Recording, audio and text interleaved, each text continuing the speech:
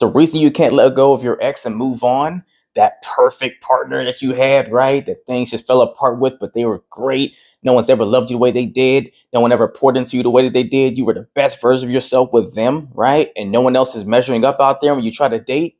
It's for one reason, and it's called comparative relational devaluation. And what that means is you first go through this phase of idealizing your ex, right? To where you think back on them and everything you think about them is just emphasized and heightened in all the positive qualities about them, or the positive experiences in the relationship, right? So where you start overlooking and minimizing the actual flaws that they had or the things that were wrong in the relationship. And it starts to create this kind of fairy tale like reality in your mind and memory of what that experience was like. And it starts becoming this kind of, you know, golden experience that you just can't seem to emulate again and can't get again.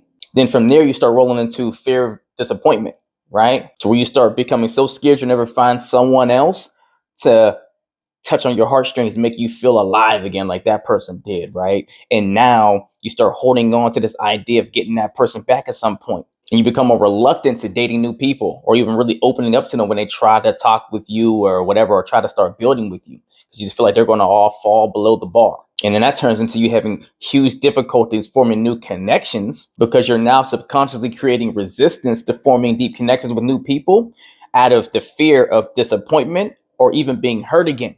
Because remember, that was your biggest, best love ever. And to love that way again, open yourself up to that degree again, can be very painful. You start to keep a little, like a partition divider to protect yourself in some way. And then the last piece or the last stage of this phase becomes your reluctance to move on. Because after the idealization, all the fear of being disappointed again, and the difficulty connecting with new people, which kind of becomes this self-fulfilling prophecy, and you self-sabotage yourself. Now you start having a hard time letting go of the idea of moving on in the first place, right? Like you won't even entertain that really, because if you do, it has to mean one of two things: either acknowledging that that past partner, your ex, is actually or was never your perfect partner to begin with, right? Or you come to acknowledge that you might not ever have it again, that you might not be able to reach that level of love again for yourself and experience that again. And that's very depressing, right?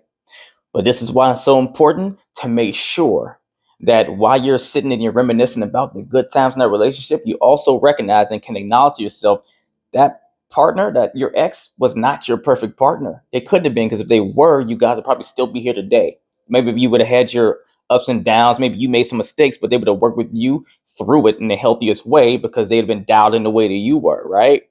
All right. Now, sometimes we can be toxic in our own right, and our partners like, I need to leave and find someone that's healthy. That could be the case, right? But if you stop and you look back in that relationship and were all the things that were great, you start also remembering the pain you felt and the reason why, right? The things that were flawed in that relationship, because no relationship's perfect. It starts to bring it back to more realistic realm for yourself, right? So you can actually see that, okay, it wasn't all rainbows and gumdrops, and there is potentially someone else out there that can make me as happy once I started getting clear on what the actual experience was versus just the one moments I was highlighting, right? But here's the other thing too. That's no, permission to start demonizing the good things, right? Because see, a lot of times people have a hard time moving on because they want to feel like they lost something by losing a partner that was great for them, and or at least they feel was great for them. And what they'll do is they'll turn around and they'll go and start to demonize even the good things and start making negative narratives about even the positive things. So it's easier to section themselves off and push away and keep moving forward, right? So then if they don't think positive about it, then it's easier to digest it. Okay, make a bad guy out of that person, right? And then you can move on freely. But don't rob yourself, right? You can allow to acknowledge, hey, there were great things in that relationship. Maybe it just didn't work out, but there were some beautiful things. And you want to acknowledge those because they can be your framework that you use to say, hey, I need to find out how to replicate these great things with the right person, right? And it gives you some sort of a basis to operate off of, to where you understand what your needs are now and what works best for you and what does not. Let's get it.